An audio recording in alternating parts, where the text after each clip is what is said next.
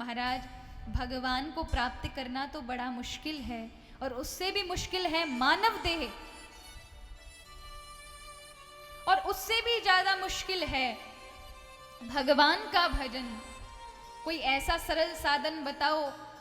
इस युग में तो लोग भगवान की तपस्या करके भगवत मार्ग की ओर लग जाते हैं, लेकिन आने वाले कलयुग में लोग बड़े आलसी होंगे, उम्र भी बड़ी कम होगी, मन भी बड़े छोटे होंगे, विकार बहुत ज्यादा होंगे। ऐसे में वो अपना कल्याण कैसे करें? ऐसे में कोई सरल साधन बताओ कि उनका कार्य भी चलता रहे और भगवत प्राप्ति भी होती रहे। कृष्ण प्राप्ति शाश्वत तद वदाधुना। कैसे कृष्ण प्राप्ति हो, शाश्वत भगवत प्राप्ति कैसे हो? तो फिर श्रीमद् भागवत कथा सुनाने के लिए या सूत जी महाराज सौनकादिक ऋषियों को सुनाने के लिए बैठे।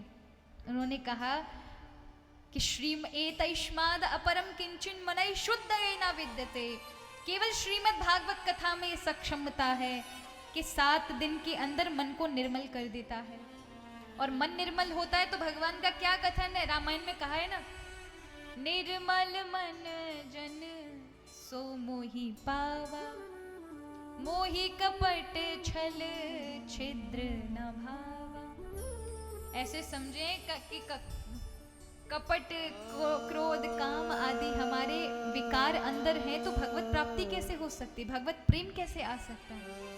ये तो वही वाली बात हुई कि कोई खीर देने के लिए आया और आपका पात्र बड़ा गंदा है, तो वो ये कहेगा कि पहले पात्र धोकर आओ, और आप ये कह दें कि नहीं नहीं हमारा पात्र गंदा है तो होने दो, तुम खीर डाल दो बाद में पात्र धो लेंगे, तो ऐसा थोड़ा ना होगा। खीर के वो पात्र गंदा होने की वजह से खीर भी गंदी हो जाएगी। अगर इस शरीर के अंदर ये मन निर्मल ना हुआ तो भगवत भजन ज्यादा देर टिकेगा नहीं, गलत विचार ज्यादा घुसेंगे।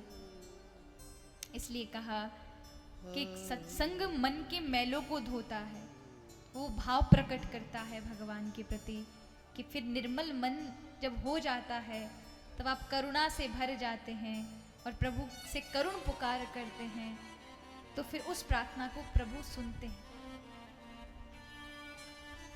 आप कभी महसूस भी किया होगा, कभी भगवत भजन करते हैं ना, तो कभी कभी जब आप भाव में होते हो, निर्मल मन होता है जिस समय, उस समय आप में भाव उत्पन्न हो जाते हैं प्रभु के प्रति।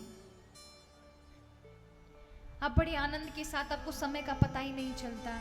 लेकिन कभी कभी ऐसा होता है कि समय कट नहीं रहा होता है, पूजा तो कर रहे होते हैं, मन में ना भाव होता है, बार बार सारे विचार सारे काम याद आते, बार बार घड़ी देखी जाती है, कभी कितना समय हुआ कितना समय हुआ, क्योंकि उस समय निर्मल मन नहीं होता, कुछ दुनियादारी के विचार उसमें घुसे होते हैं, वो मन भगवान में नहीं लगा पाता, वो मन भगवान में नहीं लगता। तो यहाँ आज कहा 7 दिन के अंदर मन को पवित्र कर देती है।